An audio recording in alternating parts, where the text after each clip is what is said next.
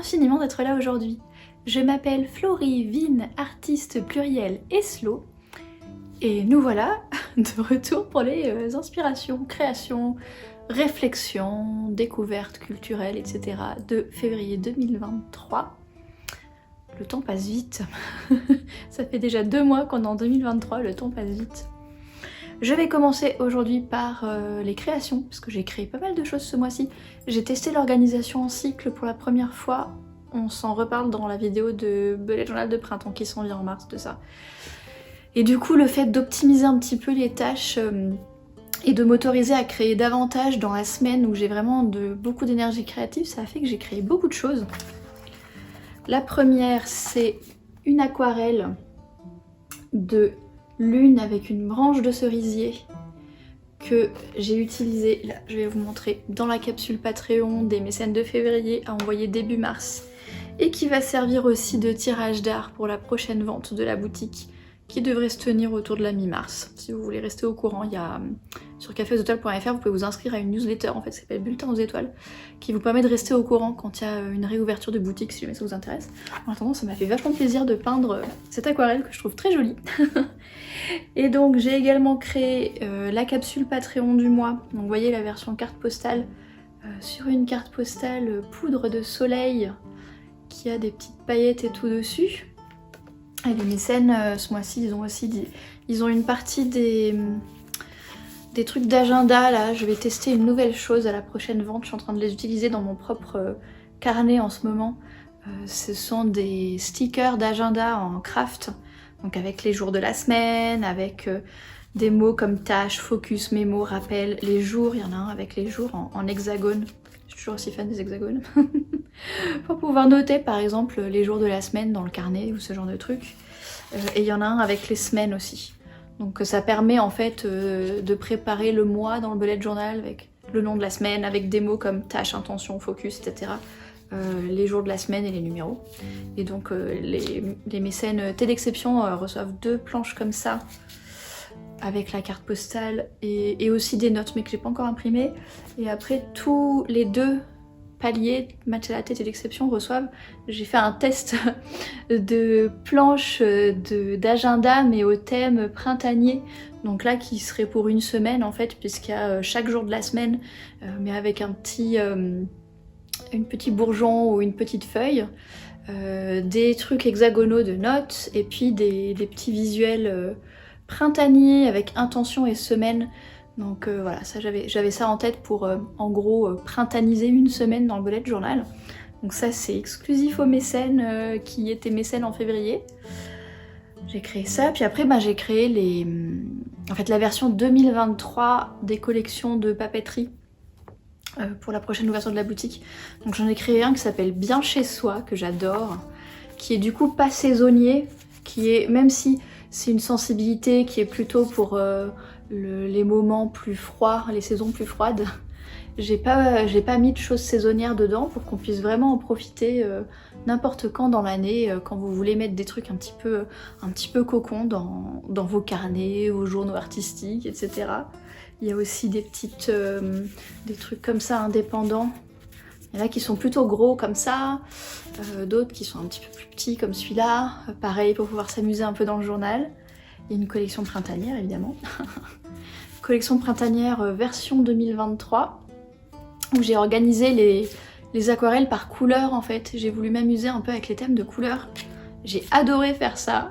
J'ai trop hâte de les utiliser dans mon bullet journal printanier. Et pareil, j'ai fait aussi pareil avec la même idée, des plus grands si ça veut faire une page de garde par exemple, et des plus petits qui peuvent décorer le journal.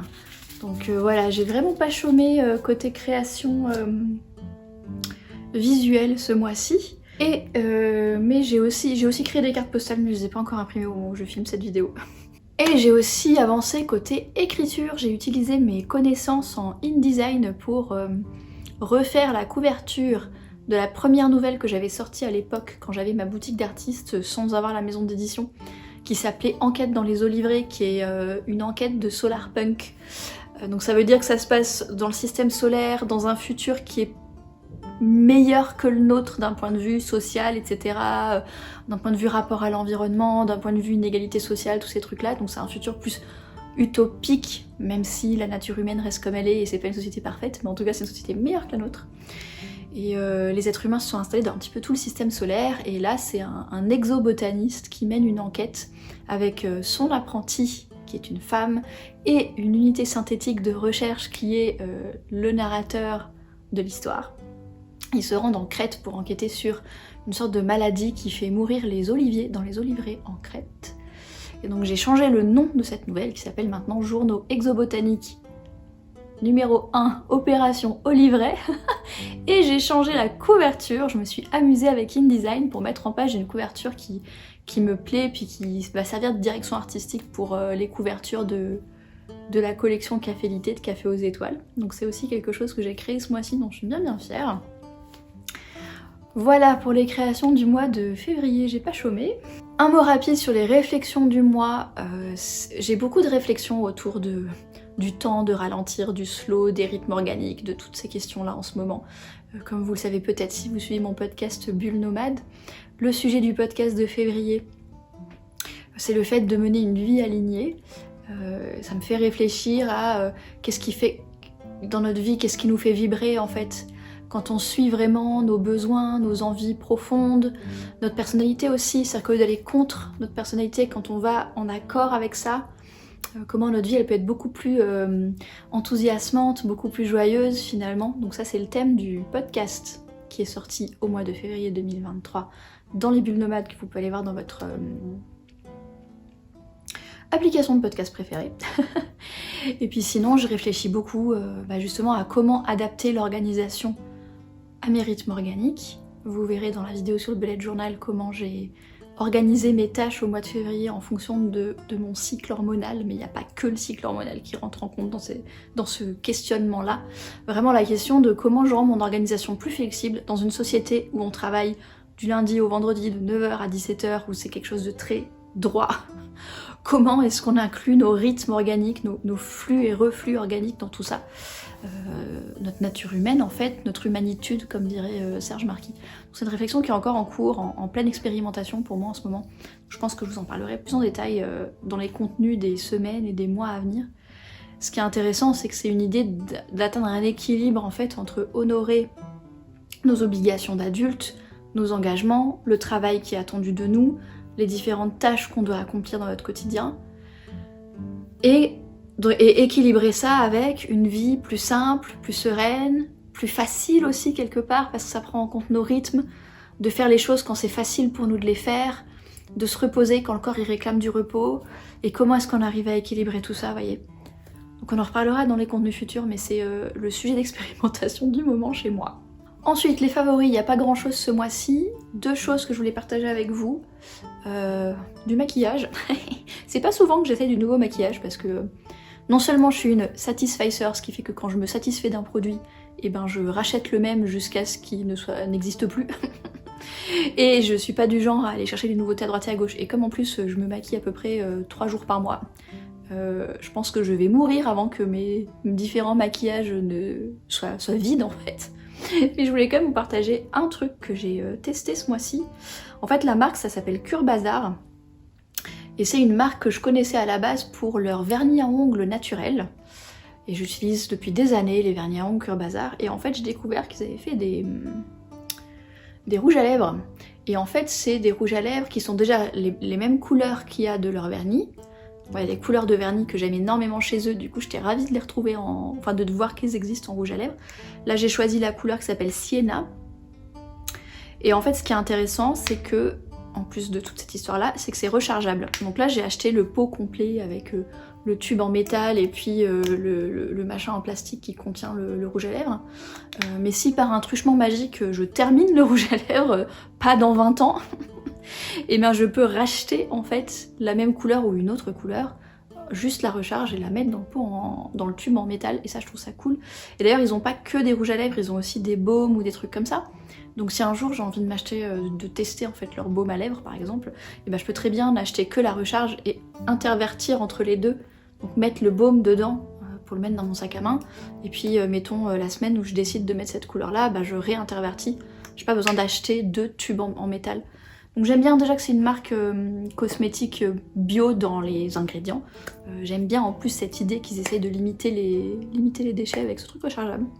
Petite découverte. Et deuxième découverte, tout ça j'ai découvert à Lyon. Je suis allée à Lyon fin janvier et j'ai fait un peu les magasins. Alors ça c'est pas découverte parce que je connais déjà ce magasin depuis des années. C'est un magasin qui s'appelle By Justine qui fait des... Alors elle fabrique des bijoux, enfin la créatrice Justine fabrique des bijoux. Et dans son magasin qui est sur la place des Célestins, si vous connaissez Lyon, en face du théâtre des Célestins, à côté de là où je vais à l'hôtel quand je vais à Lyon, c'est comme ça que je connais le magasin. Et elle vend aussi d'autres marques et puis elle vend un peu de... Je crois qu'elle vend 2-3 vêtements vite fait, un petit peu des écharpes, des trucs comme ça, mais c'est quand même essentiellement des bijoux. Donc j'ai acheté plusieurs trucs au fil des années. Il y a mon bracelet en pyrite là, que j'ai tous les jours et que j'enlève jamais depuis 1 an ou 2, il vient de chez elle. J'avais aussi acheté un collier en pyrite que vous me voyez, j'ai sûrement déjà porté dans des vidéos précédentes parce que je le porte assez souvent. Et cette année j'ai fait un peu les soldes, j'ai acheté ça. En fait j'adore les bijoux qu'elle fait avec des pierres naturelles toutes petites comme ça. Et là elle a fait... Elle m'a dit que c'est le chakra du cœur, je crois que je m'en fous un peu, c'est juste que je trouve ça beau. Voilà, petite médaille dorée en plus de la turquoise naturelle du Pérou là, voilà. Et j'ai acheté ces 2 bagues qui par contre c'est pas elle qui les a faites, c'est une autre créatrice dont j'ai oublié le nom. Mais je l'ai acheté dans son magasin. Voilà, donc je voulais le mettre sur votre radar. Si vous aimez les bijoux, si vous aimez les pierres naturelles, si c'est un style que vous trouvez joli et que vous passez par Lyon ou si vous voulez voir son e-shop parce que je crois qu'elle vend aussi des bijoux en ligne, ça s'appelle By Justine. Enfin, les inspirations découvertes culturelles de ce mois-ci. Il y a pas mal de podcasts ce mois-ci, des séries télé, un petit peu de bouquins. Première chose, le livre Wabi Sabi par Bess Campton que j'ai pas avec moi, je l'ai déjà rangé, dont je vous ai parlé 50 000 fois, mais dont je voulais vous reparler parce que je l'ai terminé enfin ce mois-ci. Je le lis depuis peut-être 6 mois. Et en fait, j'ai voulu lire les chapitres un par un au fil des semaines pour implémenter quelques-uns de ces conseils au fur et à mesure du temps. Donc j'ai mis longtemps à finir ce livre. Donc il existe en français. Moi je l'ai acheté en anglais parce que je l'avais trouvé à l'aéroport à Varsovie, mais il existe en français. Wabi Sabi par Bess Campton. Et ce que j'aime bien, c'est qu'il y a un mélange d'essais avec des bonnes recherches. C'est-à-dire qu'elle a vécu des années au Japon, elle connaît très bien la culture japonaise, je me demande si elle n'a pas fait des études de japonais, etc. Elle parle la langue, elle connaît la culture. Donc elle est très très bien documentée, elle est très très bien renseignée sur les différents aspects côté culture japonaise et philosophie de vie japonaise du Wabi Sabi. Et en même temps, elle a divisé les chapitres par des choses qui sont très vie quotidienne. Elle parle du fait de simplifier son intérieur, du rapport aux objets matériels, tout le côté un peu minimalisme. Elle parle du rapport avec la carrière, le rapport avec les saisons, dans les relations interpersonnelles, relations humaines, comme on applique le Wabi Sabi, dans le côté accepter l'imperfection, la gratitude. Enfin voilà, elle aborde différents sujets et j'ai beaucoup aimé cette combinaison entre un livre qui est extrêmement bien recherché, extrêmement bien sourcé et la manière dont elle l'a découpé, dont elle explique les choses, qui donne des conseils qu'on peut appliquer en fait, qu'on peut venir tester dans notre quotidien. Donc comment appliquer la philosophie Wabi Sabi dans une philosophie de vie concrète, quelles habitudes on peut commencer à prendre, etc. Donc j'ai vraiment trouvé ça cool et je l'ai rangé dans l'étagère des livres de non-fiction que je vais relire régulièrement parce que ça m'apporte beaucoup d'inspiration, beaucoup d'idées lorsque j'ai envie d'implémenter des nouvelles habitudes, quand je veux faire de la résolution de problèmes créatifs par exemple, sur quelque chose que j'ai envie de changer dans mon quotidien, etc. Donc c'est un livre qui a gagné le droit d'être sur une étagère très limitée de livres que je relis très régulièrement ou dans lesquels je viens piocher très régulièrement des choses. Côté série télé, il y en a 2 qui m'ont marqué ce mois-ci. Il y en a une qui s'appelle, dans la 3e saison de À la croisée des mondes, qui est sur quelle plateforme? OCS je crois.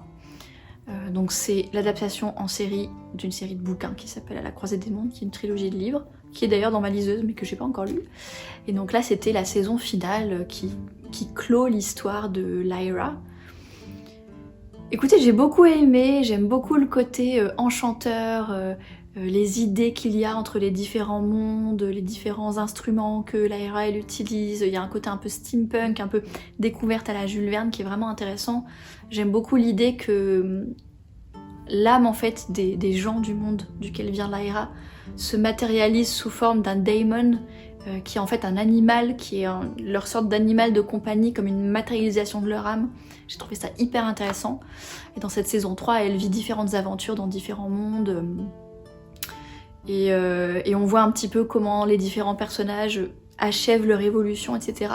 Je trouvais ça intéressant. Après, c'est un petit peu poussif. J'ai l'impression que dans les séries, ils ont du mal à savoir comment finir les choses. Mais c'est quand même une fin qui est une vraie fin, qui est satisfaisante, qui est pas... Il n'y a pas de... Comment dire, il n'y a pas d'ouverture vraiment pour une 4e saison qui serait une suite directe. On sous-entend que Lyra pourrait vivre d'autres aventures en tant qu'adulte, mais là on a une vraie satisfaction de la fin d'un arc narratif, et c'est assez rare dans les séries télé pour être mentionné, du coup je vous le dis. Voilà, donc À la croisée des mondes, qui est plutôt du jeunesse, hein. Mais malgré tout j'ai trouvé ça hyper intéressant à regarder. Et l'autre série que j'ai regardée qui est aussi sur OCS, en fait on veut se désabonner d'OCS et donc du coup on est en train de descendre les quelques séries intéressantes qu'ils ont avant de se désabonner. Et donc là on a regardé une autre série qui s'appelle The Lazarus Project. On n'a pas vu la fin de la saison 1 au moment où j'enregistre cette vidéo, mais on a vu plus de la moitié. Et donc là c'est une série qui utilise le fameux concept très difficile à manier qui est le voyage dans le temps. En gros l'idée c'est qu'il y a une espèce de cellules secrètes du gouvernement anglais qui a une technologie qui permet de remonter dans le temps à un point de sauvegarde précis qui est le 1er juillet de chaque année. J'imagine la Terre, quand elle tourne autour du soleil, doit passer à côté d'un truc en particulier le 1er juillet qui leur permet de revenir en arrière au 1er juillet précédent. Et où du coup ils empêchent les fins du monde en fait quand il y a, je sais pas moi, riposte nucléaire ou je sais pas quoi.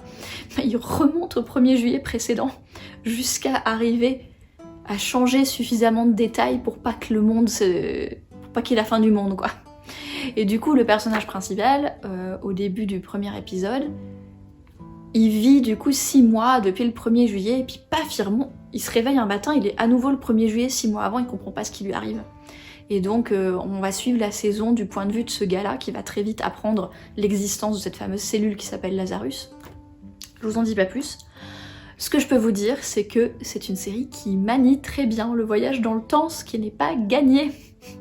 C'est un outil narratif qui est très très pointu à utiliser. C'est pas évident d'utiliser le voyage dans le temps en narration de fiction.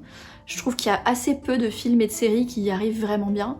Évidemment, L'Armée des 12 singes réussit très très bien son coup. J'avais beaucoup aimé la série Dark, où pour le coup faut s'accrocher, là faut pas la regarder à moitié en scrollant Instagram hein, quand vous regardez Dark. Mais pour le coup qui avait très très bien manié le voyage dans le temps. Il y avait d'autres séries qui m'avaient beaucoup déçue, qui utilisaient le voyage dans le temps de manière un peu maladroite. Et cette série là je trouve que c'est intéressant la manière dont ils explorent finalement la nature humaine et tout ce que ça engendre de savoir qu'on peut revenir en arrière. Plus dans le côté psychologique, vous voyez, c'est plus thriller psychologique qu'un truc de grande aventure et de grande action quoi. Ça s'appelle The Lazarus Project. Ensuite des podcasts, un podcast qui s'appelle Creative Pep Talk, je crois que le type s'appelle Andy J. Pizza, un truc comme ça, c'est un illustrateur qui tient ce podcast depuis des années. Moi j'ai découvert en 2022, fin 2022, début 2023, parce que Rachel Steven a mis un lien vers un des podcasts dans sa newsletter. J'ai pas remonté les 7 ans de podcast, j'ai écouté les derniers épisodes parce que ces derniers temps, toutes les semaines, il a sorti un épisode sur ce qui fait la singularité créative d'un artiste, d'un ou d'une artiste, où il parle de style, il parle d'inspiration, il parle de l'unicité de l'artiste, du fait que la technique suffit pas forcément, que c'est une question d'authenticité, de rapport humain, etc. Il y a un épisode où il mentionne les IA, d'ailleurs c'est hyper intéressant. Alors c'est en anglais, comme le titre Creative Pep Talk peut l'imaginer, c'est un podcast qui est en anglais sur la créativité. Si vous comprenez l'anglais, honnêtement je vous invite à le découvrir, parce que je le trouve vraiment très intéressant.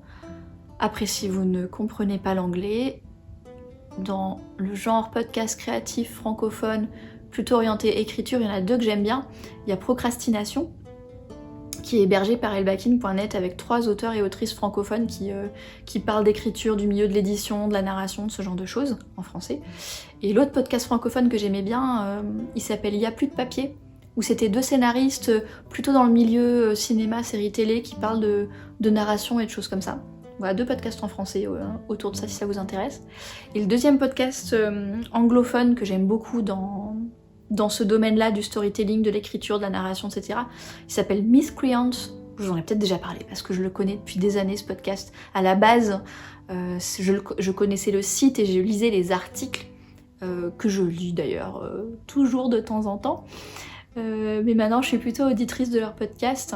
Alors pareil, c'est anglophone, mais honnêtement, si vous aimez la pop culture, l'écriture, la narration, si vous avez un côté geek ou vous aimez bien certains univers de pop culture connus, etc., aussi bien en termes de films, de séries, de bouquins, de mangas, de tout ce que vous voulez, je trouve que c'est une mine de ressources. Il doit y avoir 10 ans d'articles.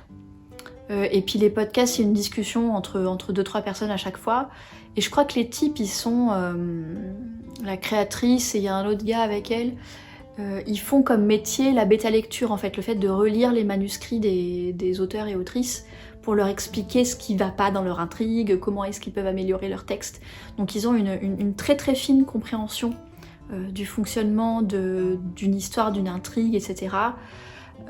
Et ils ont une très très grosse culture générale sur justement la pop culture et les œuvres existantes.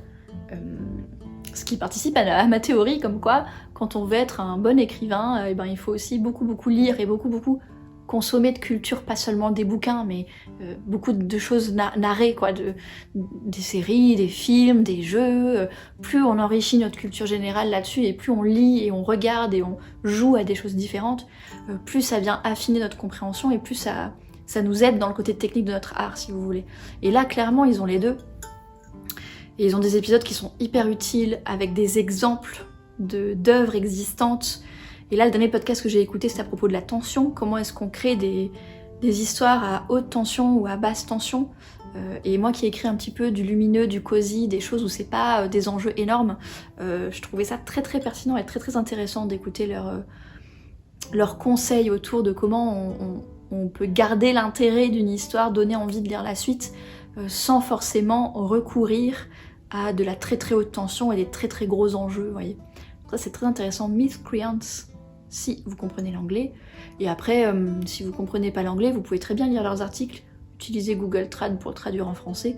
C'est peut-être plus accessible que le podcast où du coup ils parlent en anglais, vous voyez. Et enfin, dernière inspiration culturelle pour clore la vidéo, j'ai enfin lu le premier tome des Dresden Files qui s'appelle Stormfront par Jim Butcher.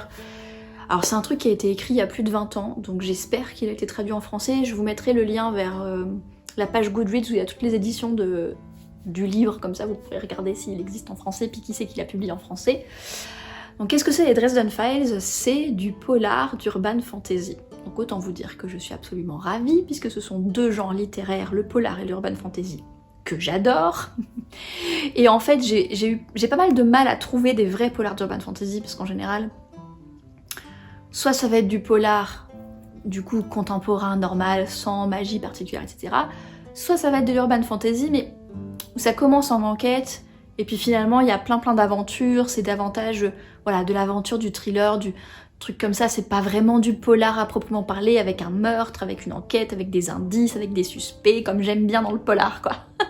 Je vous avais parlé de la série Le Dernier Apprenti Sorcier par Ben Aronovich qui se passe à Londres et qui est du vrai polar urban fantasy, puisque le gars c'est un sorcier qui travaille pour la police et chaque tome c'est une enquête avec un mystère où on découvre un petit peu la ville de Londres et où il y a vraiment des suspects, des interrogations, des indices, etc.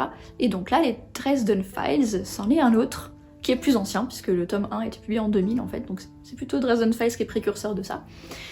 Et c'est un mélange de détective un petit peu noir, parce que Harry Dresden, c'est un gars il me fait un peu penser au commissaire Adamsberg, à ce genre de flic-là, qui est célibataire, malgré son âge moyen, qui vit dans un appart un peu pourri, qui est pas hyper heureux dans sa vie, voilà, à qui il arrive des des misères, etc. Donc c'est plus le côté un peu noir, un peu voilà, un peu hard-boiled détective, etc. Sauf que c'est un magicien et que ça se passe dans un univers où il y a des êtres surnaturels, il y a des vampires, il y a des machins comme ça. Et c'est du vrai polar, c'est-à-dire qu'il y a... Donc c'est un double meurtre qu'il y a au début de ce tome-là.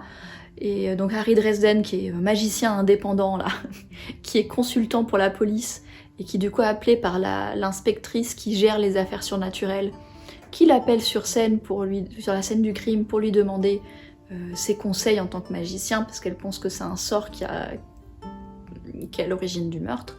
Et du coup, il y a toute cette histoire-là, de les indices il cherche des indices, il rencontre des gens, il lui arrive des misères. C'est un truc assez rapide, assez rythmé, ça me fait un petit peu penser à Kate Daniels dans le genre.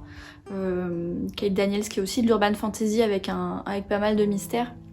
Parce que l'histoire se passe sur 3-4 jours, et il va de problème en problème, c'est très très rapide, jusqu'à la résolution finale, où il trouve évidemment qui est coupable, pourquoi, etc. Mais j'ai quand même passé, même si Harry Dresden en lui-même m'a un petit peu saoulée, parce que je le trouve un petit peu émo, il s'apitoie un petit peu trop sur son sort à mon goût, mais c'est pas grave, parce que dans un polar, ce qui intéresse, c'est le mystère en lui-même. Donc là, c'est vraiment un mélange parfait, j'adore. Polar Urban Fantasy. Si vous en avez d'autres, que Les Rivières de Londres et puis Dresden Files et Kate Daniels que je connais aussi. Si vous en connaissez d'autres, des polars un peu surnaturels comme ça, un peu urban fantasy, un peu magique, n'hésitez pas à nous les conseiller en commentaire, ça me fera plaisir de découvrir d'autres parce que c'est un genre littéraire qui me plaît vraiment beaucoup. Et ben voilà, on a fait le tour pour les découvertes, créations, réflexions favoris du mois de février 2023. Je vous remercie d'avoir vu la vidéo jusqu'au bout. Je vous souhaite une belle journée, une excellente soirée et à la prochaine!